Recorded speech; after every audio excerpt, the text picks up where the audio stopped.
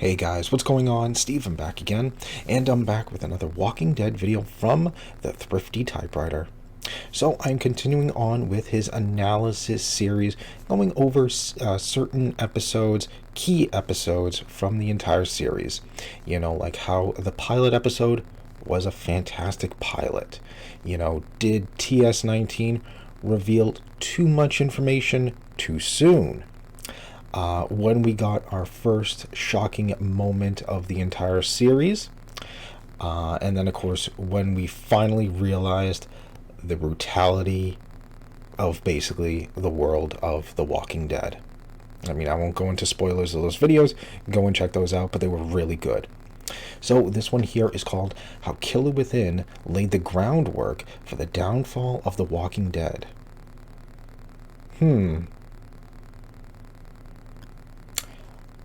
I have no idea about this one. We got to be in season 3 now, so yeah, it'll be interesting to see his take on this and how and where he thinks the groundwork was laid for the downfall of The Walking Dead, which obviously didn't really come until, season 7 and stuff like that.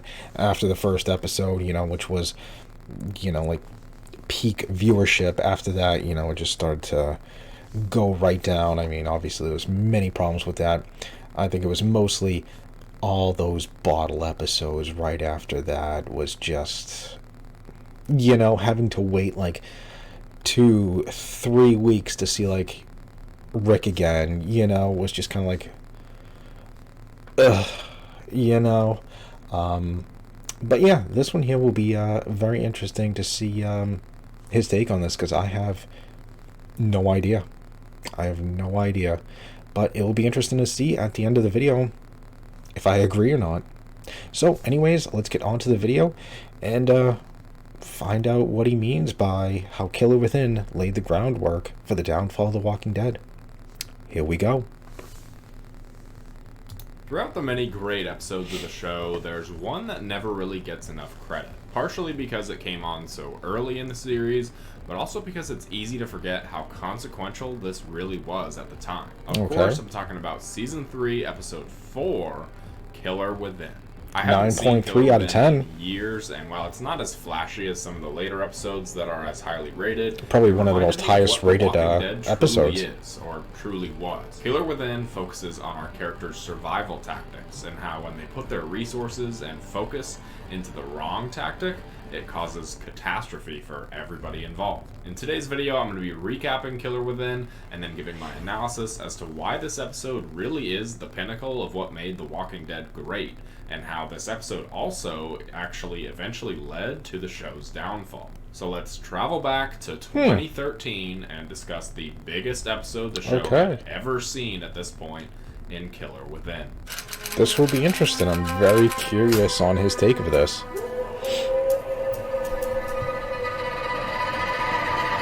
We start the episode off at a very eerie and not completely safe prison, with an unseen person using clever tactics to seemingly lure the walkers inside. A little while later, the gang is working on the prison's defenses, wondering where Glenn and Maggie are, so they call up to the tower and they come out instead of putting on their clothes. The group laughs when the rest of the inmates come out. The inmates beg to live with the rest of the group because they can't stand being on their own, surrounded by the bodies of those they once knew. Rick says it's non-negotiable and sends them outside. The group talks things over, T-Dog saying that they should let them in, but everyone else It's a shame T-Dog didn't get more screen time. Michonne inspects the defenses of that T-Dog was such a cool character. The governor with both eyes sneaks up on her. He wants her and Andrea to stay, but Michonne is skeptical about the bullet holes on the side of the National Guard trucks that they have. The governor insists that they must have encountered bandits, but Michonne isn't too sure. Inside the prison, Herschel is learning how to walk with his crutches while Carl cleans his very strange-looking silencer. Michonne and Andrea plan their next move, Michonne saying that they should find an island somewhere, which is a great plan, but Andrea wonders about the legitimacy I don't know of about that. worries about the governor. I mean, you get your Outside, pros and cons Glenn to that. gives the inmates some food and water, but leaves them at the perimeter. He then goes with Rick and Daryl to gather some firewood outside the prison gates. Herschel comes outside, and everybody is extremely happy to see him on his foot. Everything seems very cheerful as the camera pans down and walkers are sneaking Until behind the group. Mhm. Rick, Daryl, and Glenn run to go and help the group, but since Glenn has to close the gate to outside, they're taking up too much time. With the amount of walkers around them, the group gets split up. That's Lori, when that other Carl, prisoner and Maggie head inside, that Rick let go ambushed by even more survived. walkers. Herschel and Beth sneak up the stairs. Herschel taking out a walker with his damn crutch like a complete badass, and T-Dog and Carol are left in the courtyard. Yeah, I mean, it's a good T-Dog weapon. It's a good gets pushing bit. weapon. They head inside Yeah. another cell block as That Daryl was and terrible. Rick finally arrive to the courtyard overrun Such a by shame. walkers. T-Dog was so At cool. Woodbury, Andrea tells Merle where he could possibly find Daryl. Merle once again shooting his shot before Andrea asks if the governor is a good man. Because, of course, Merle is the best judge of character, and you definitely want to ask him. Back at the prison, things go from bad to worse when the alarm starts blaring. Yep. Glenn says that the locks on the gate have been cut, and Rick looks at the inmates knowing that it was their doing. They shoot off the alarms, but Rick also has to turn to the inmates for help in shutting off the backup generators. Carol and T-Dog look for a place to go, as does Carl, Lori, and Maggie, as they turn down these seemingly endless hallways looking for somewhere And safe. this is Things when go Lori from goes worse into to even labor. worse when Lori's baby starts coming, and they're Yep. attacked by even more walkers. They go into the boiler room for safety, but the baby is definitely coming. Merle goes to talk Baby's to got the other governor, plans. who's hitting golf balls into the walkers about going out to find his brother, to which the governor doesn't explicitly say no, but he doesn't want Merle to go either, saying he needs some more concrete information.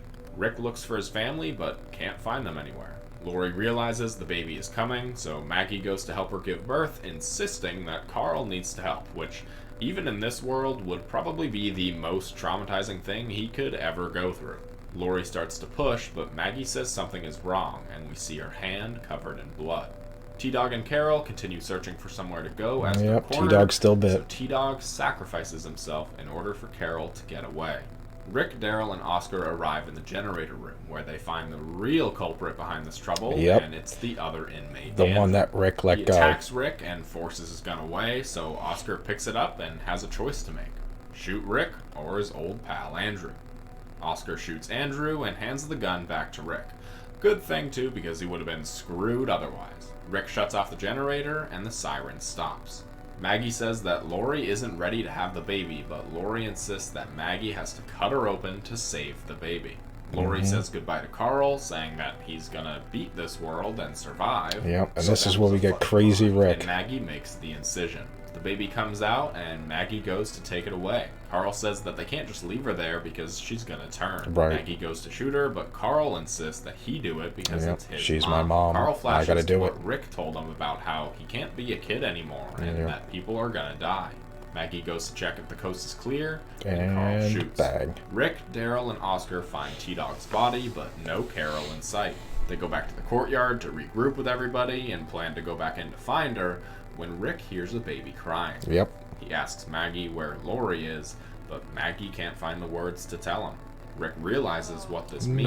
No, yep, we and get the meme. memes are We get the more meme. involved with Judith as Rick collapses on Oh, the ground. no, no, The rest of the no. courtyard filled with silence. Still a sad So moment. first off, I have to mention the elephant in the room, the episode title. Across all of the episodes of The Walking Dead, this has to be the funniest episode title, right? In a dark, twisted, humorous kind of way, Killer Within, of course, refers to the group being sabotaged by the inmate Andrew from within the prison. Right. But it also is a reference to Baby Judith, right? The killer within. Baby Judith is the reason why Lori dies, so she's also Yeah. the killer within. In my sick and twisted mind, this is pretty damn funny. And Yeah, I don't need that's- to joke because this episode is dark as hell. Yeah, it is. There's lots of dark episodes thematically throughout the series, but Killer Within reminds you that back in these days, The Walking Dead was first and foremost a horror show. The events of this episode Yeah. are wild and Which is very kind dark, of a but shame even that the way show that kind of it was lost shot its way on reflects that. the genre I that miss this some of show the was. horror When moments. T-Dog sacrifices himself, there's this flashing light above Carol that Yeah, see, I do miss, I mean, I know they try to bring it back later on, later in the season, you know, with a couple of, what episodes was it? Like the Connie episode when the Whisperers arrived and, you know, the baby was crying and the Whisperer that was holding it looked to Alpha and Alpha was just like, whatever. And she put it down, and Connie came out and grabbed the baby and ran into the corn, what was it, the cornstalk, I think.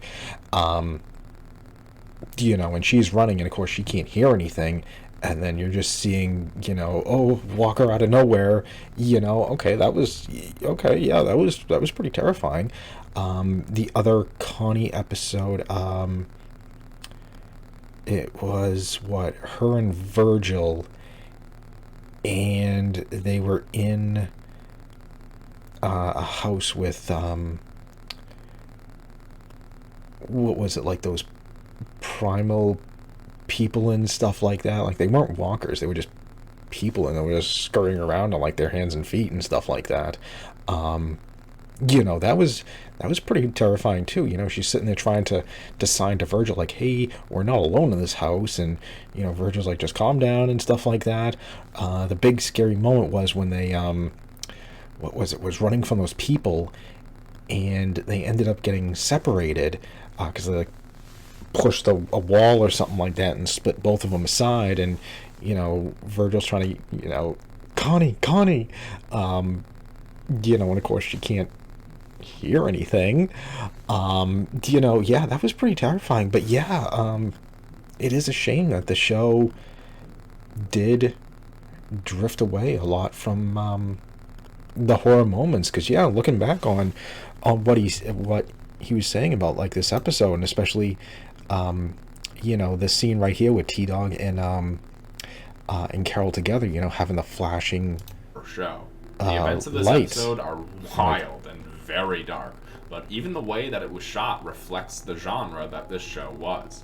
When T-Dog sacrifices himself, there's this flashing light above Carol that like, slowly that's pretty... allows us to see the change of emotions from fear to grief. Yeah. And this is quite frankly a terrifying scene. Yeah. These shots of the and it is a shame that they moved away from the horror. Looking for safety in a labyrinth of a prison makes you feel really claustrophobic and adds to the atmosphere really well. Yes. And of course, what makes any great horror show or movie is the literal or figurative monster in it. And this was back when walkers were seen as a threat, not an obstacle. Yeah. These walkers really are... I mean, obviously, as the show went on, even if it was to really happen in real life, after some time, you're going to get used to them. Like, yeah, initially when you first see a half dead-ish person, coming at you, yeah, you're going to be pretty freaked out. Like, what the fuck is that? You get like a dead human with like a missing jaw or something like that shambling towards you, or missing arms, or just guts hanging out. It's like, okay, yeah, that's pretty terrifying. But as time goes on, you gotta get used to it, and be like, oh, okay, yeah, know how to deal with these things now. They're pretty slow, can run away, kill them, just like destroy the brain. Okay, yeah, it is what it is, so I get it. Monsters, and they're dangerous, and this was addressed head-on in this episode. Right. This episode really is the pinnacle of why The Walking Dead worked so well in these early seasons. It was a survival apocalypse show at the same time it was a character drama. Yeah. And some of the moments in this episode showed us exactly that. The group is all spread out in the beginning of the episode, looking for firewood outside the gates, and all seems well until they're attacked from the inside.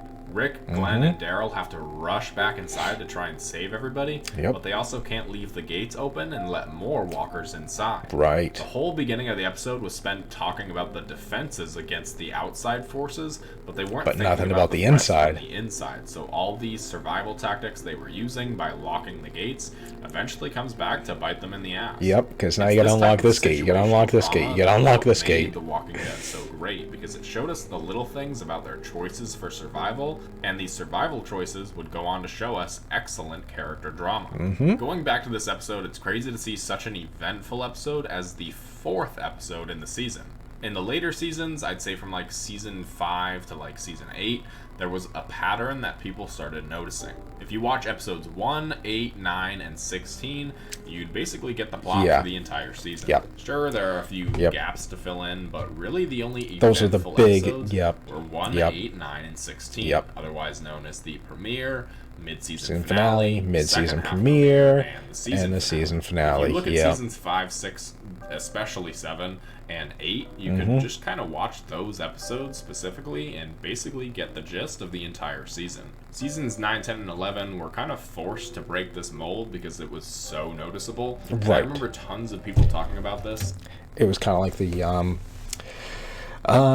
what is it? The Game of Thrones thing. All their big moments in the show was like the second to last episode of the season. You know, all the big battles pretty much happened the second to last episode, and then the last episode was basically the aftermath of whatever happened. Obviously, you know, the final season of Game of Thrones changed that, you know, because shorter season and stuff like that.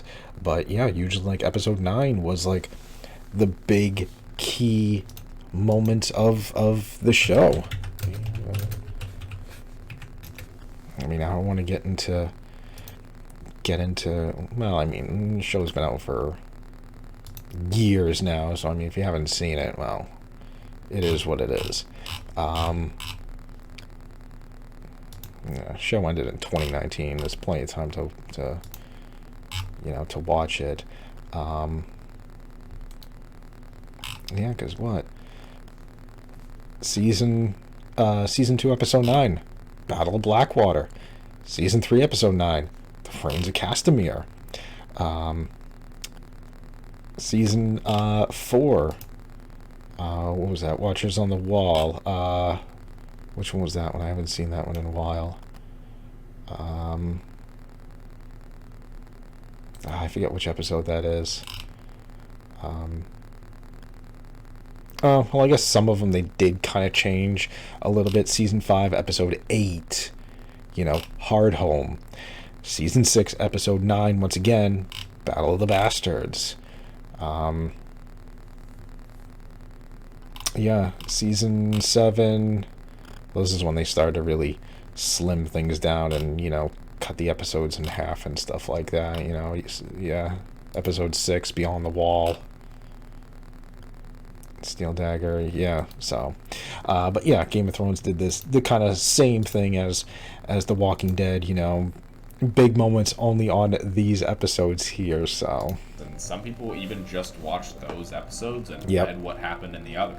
The early seasons were full of hard-hitting episodes that weren't 1, 8, 9, or 16. Yep. And Killer because you didn't know when exactly anything was going to happen. There have been a few changes from the comics so far throughout the first 2 seasons.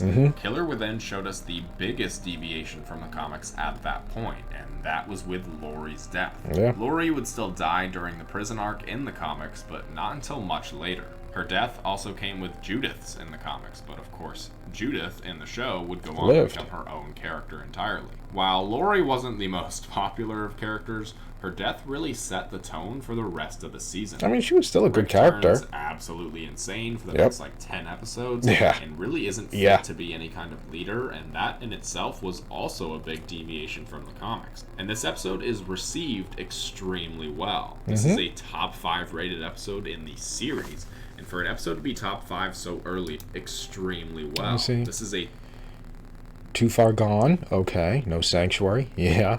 No Way Out, yep. Killer Within, Calm Before, Days Gone By, really? I mean, 9.2 still not bad, but Besides the Dying Fire, yeah, we went over that video. Pretty Much Dead Already, The Grove, okay, yeah, those are some really good episodes. I don't know if I'd kind of agree with this list. I mean, some of these, yes, up top here, definitely some of the top rated things, but I don't know, I think some of these I kind of switch some of these around a little bit, but either way, I mean, 9.2 and up is still fantastic. Top 5 rated episode in the series, and for an episode to be top 5 so early on, the showrunners must have thought that these huge deviations from the comics were why it was so well received. Because I'm sure But nobody they expected were it. wrong. There are tons of great things in this episode: the horror, the situational drama, the character development, and the comic deviation was just a small part of that. It Right. wasn't the entire reason. These comic deviations would go on to serve some great purposes, but also lead to the eventual downfall of the series. Things like Terminus were an addition to the show and a remix of a comic storyline, and that arc would go on to be one of the series' best ones. Yeah. But things like Carl's death, another huge deviation from comics, would go on to lose a huge portion of the audience. Yep. I think this episode did a lot of good, but it was also the groundwork as to why The Walking Dead would lose people down the road. But another deviation that this episode showed us, Because of all the was a good one, deviations. and one that definitely isn't talked about enough. This episode could have been Carol's last episode in the show. At one point, Carol was supposed to die with T-Dog. Carol was also a character to die during the prison arc in the comics, and the writers saw this as an opportunity to get rid of her character, but they didn't, and they instead found a new path for Carol to go on, one that would lead her to be one of the greatest written characters in the show, and yeah, I'm gonna say it. Oh, yeah. One of the best female written characters of television history. Carol is constantly being sidelined when it comes to conversations of great Walking Dead characters. She probably has the greatest character arc of anybody in the entire show. Oh, yeah. So you know what? In my top 10 Walking Dead characters, I'm putting Carol at my number 1 slot because, quite frankly, she deserves it. Overall, this episode showed us why The Walking Dead was the hit that it was. There were episodes like this scattered throughout the first couple seasons that had huge consequences for episodes and seasons to come, and proved why The Walking Dead was the powerhouse show that it really was. What are your thoughts on Killer Within? Let me know that in the comments below. Great and episode. Which episode you want to see me cover next. Great episode. If you enjoyed And the then you video, get Crazy remember to Rick leave the a next like and consider next episode. subscribing for more content like this. If you do, then I'll see you in the next one. Okay, so there we go. How Killer Within laid the groundwork for the downfall of The Walking Dead. But yeah, it was a fantastic episode. But yeah, definitely agree. You know, later on in the later seasons, you know, you just had to watch like those couple of episodes. 8, 9, 16. That's it. Those are just one of the big moments, you know, as compared to this. You know, who expected this to happen, you know, middle of the first season? You know? So, I mean, yeah, back then you just really had no idea when anything was really going to happen. And then, yeah, later on in the show, it's like, all right, here comes the big moment, you know, season finale, something big's going to happen. Mid-season premiere, you know, something else is either going to happen, or, you know, the follow-up to what happened in the previous episode, you know. I mean, granted, yeah, they did kind of try to change that later on in the later seasons. You know, I think they threw the slight curveball of the heads on spikes, episode 9. I mean, no, which episode was that? I think it was the episode before the season finale, 15. You know, so kind of like a little bit of a curveball there, you know. Oh, well, see, it wasn't the season finale's big moment, you know. Try to throw a little curveball, but yeah, not as much as, you know, earlier seasons like this. Yeah, and then of course the deviations and stuff like that. You know, a hit or a miss on some of them. You know, obviously some of them paid off. Look at Carol. Some of them didn't pay off. Like a Carl, you know. Probably still one of the dumbest things they ever did, you know. Cool, we're going to kill off Rick's son to give him another son.